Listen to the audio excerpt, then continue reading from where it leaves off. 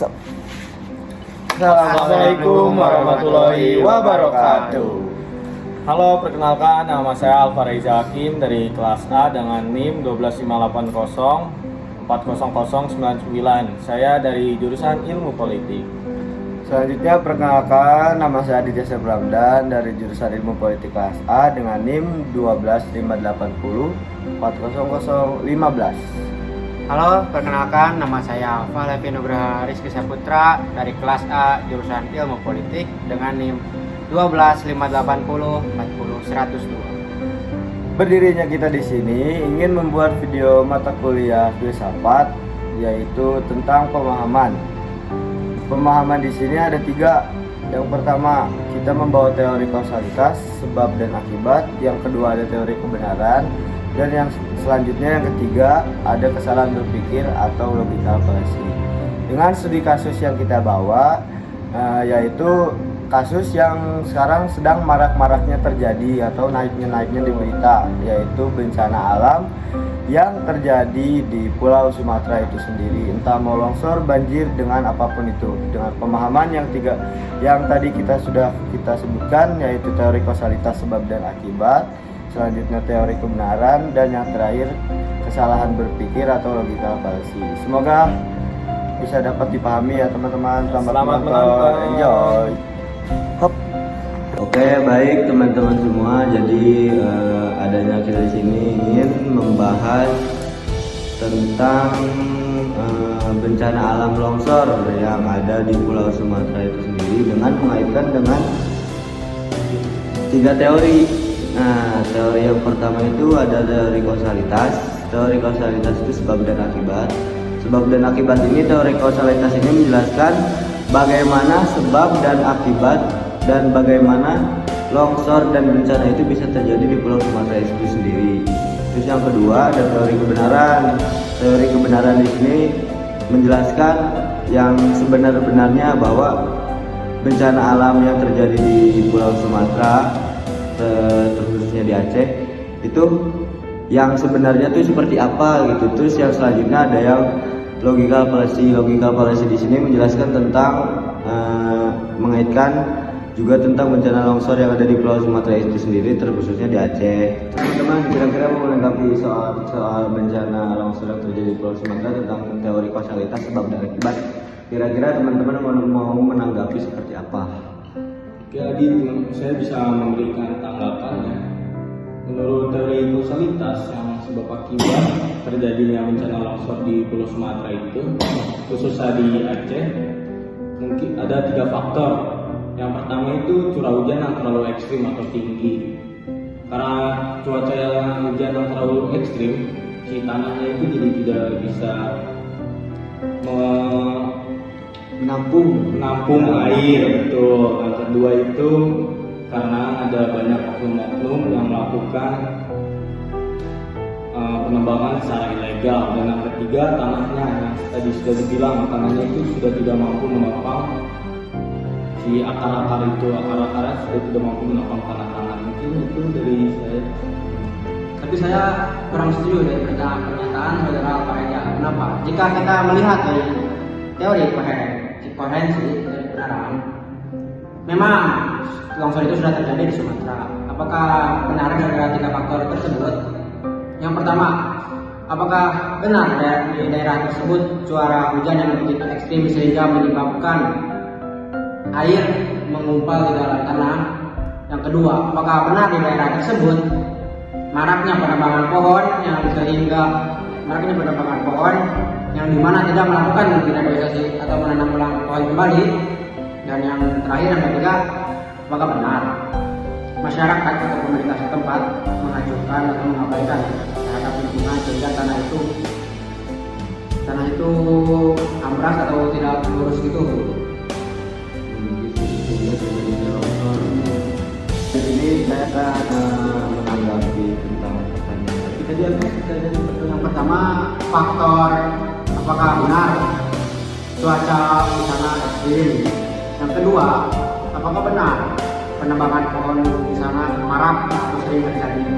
Dan yang ketiga, apakah benar masyarakat atau pemerintah setempat mengajukan atau mengabaikan tanah-tanah. Ya,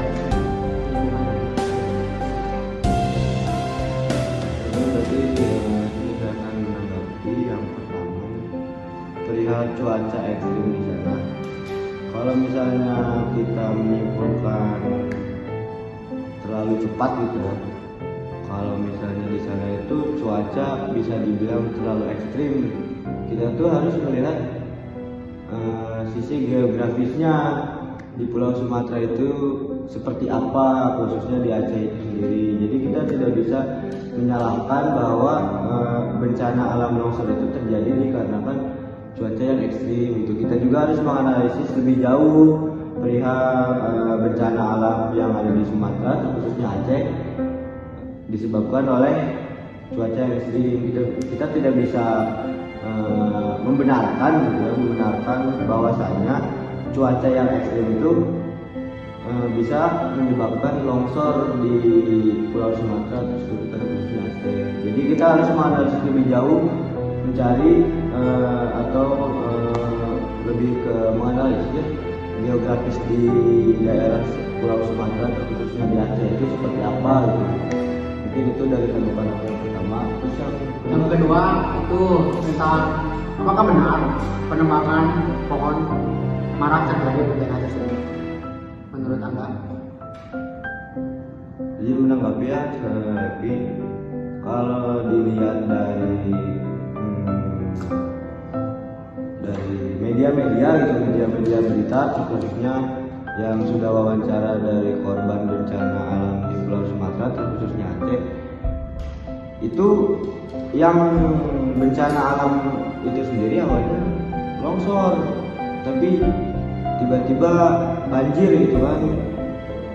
Terusnya pas banjir ada kayu pohon gitu ya. Saya juga lihat Itu kayu pohon yang tiba-tiba banyak gitu, banyak. Ini jadi kan rakyat di Pulau Sumatera terkhususnya Aceh itu mungkin bertanya-tanya gitu, ini bencana alam di Sumatera ini memang sengaja dibuat oleh manusia apa memang dari siklus geografisnya gitu kan. Jadi menurut saya pribadi ya, saya menanggapi pertanyaan dari yang kedua, banyak dari yang sudah kita lihat itu bisa berita bahwasanya bencana alam di sana itu awalnya longsor terus langsung banjir. Di situ saya pribadi bisa menyimpulkan bahwasanya mungkin banyak yang membangun infrastruktur di Pulau Sumatera terkhususnya Aceh itu sendiri di Pulau Sumatera. Kita bisa lihat dari segi geografisnya kalau Aceh itu tersendiri terletak di dataran tinggi gitu. Ya, menurut pribadi saya sendiri menyimpulkan mungkin banyaknya pembangunan infrastruktur, membangun PT-PT yang mungkin bisa dibilang minim izin gitu, yang bisa menyebabkan sebab dan akibatnya itu rakyat itu sendiri yang sehingga memakan banyak korban jiwa.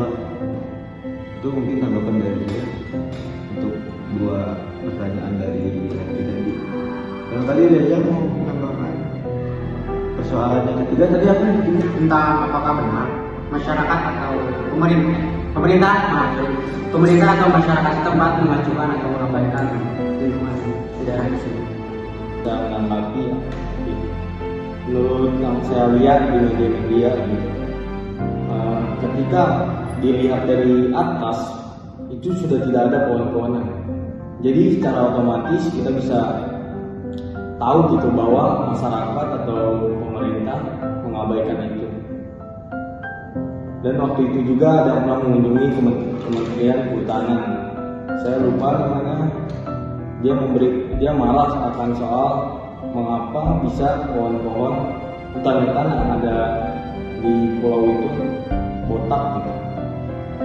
Ya segitu aja mungkin. Kalau persoalan longsor itu saya menarik di Pulau Sumatera itu sendiri bisa kita lihat letak geografis di sana itu dataran tinggi ya. Ya, kalau di situ saya bisa menyimpulkan bisa saja di sana terjadi longsor itu perihal tambang. Jadi di sana tuh mungkin ada PT tambang gitu ya, yang sengaja membuat PT di sana gitu, yang membuat ekosistem di hutan di sana menjadi rusak ya. Jadi mungkin banyak dari situ juga oknum-oknum yang bisa menyumbang pohon sembarangan.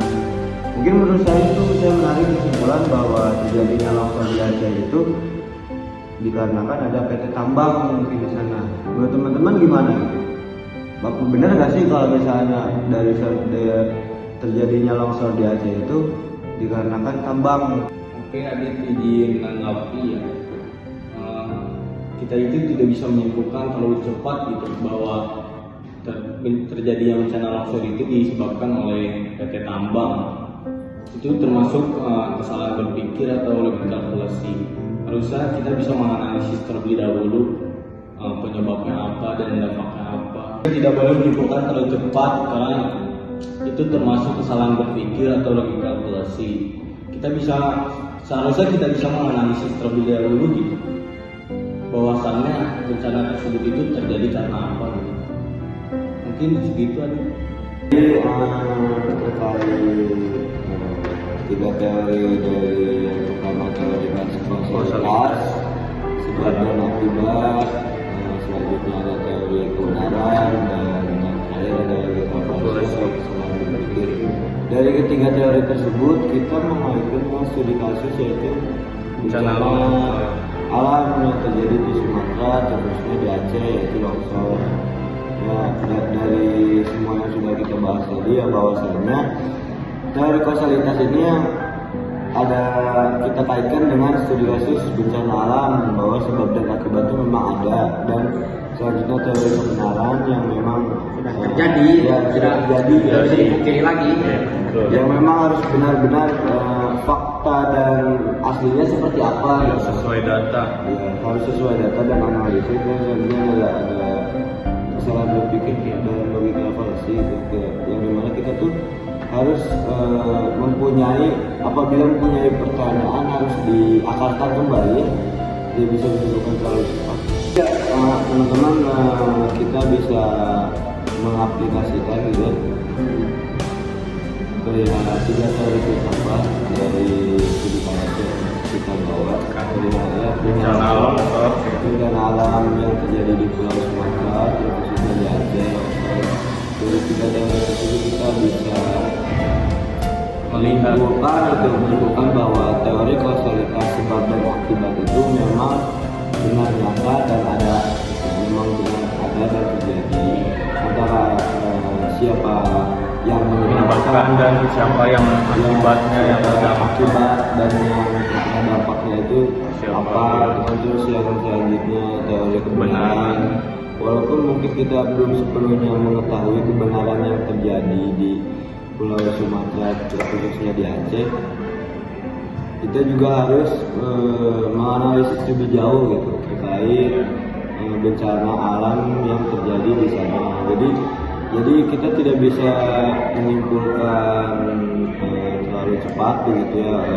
Contohnya bisa saja longsor itu terjadi disebabkan oleh PT atau oknum itu, mungkin bisa saja terjadi, tapi kita tidak menutup kemungkinan itu mungkin bisa saja terjadi, tapi tidak sepatutnya kita harus menyimpulkan hal itu terlalu cepat, karena itu termasuk kesalahan berpikir ya, kesalahan berpikir yang punya saya baca itu termasuk kesalahan berpikir atau logika palsu.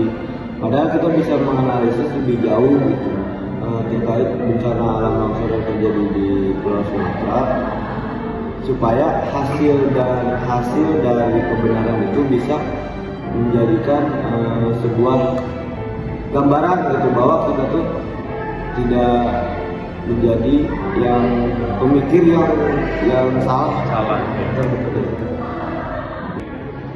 Oke, teman-teman, mungkin segitu saja pembahasan dari tiga teori yang kita bawa, yaitu kausalitas, tiga teori kebenaran dan logika palsu atau kesalahan berpikir yang kita kaitkan dengan studi kasus bencana longsor alam yang terjadi di Sumatera. Oke, apabila ada yang kurang mohon dimaafkan, apabila ada yang kurang jelas mohon dimaafkan, karena kita masih dalam proses pembelajaran. Saya Dika Sapramdan pamit undur diri. Saya Pak Happy Nugraha pamit undur diri juga. Saya Fareja Hakim undur diri juga. Wassalamualaikum warahmatullahi wabarakatuh.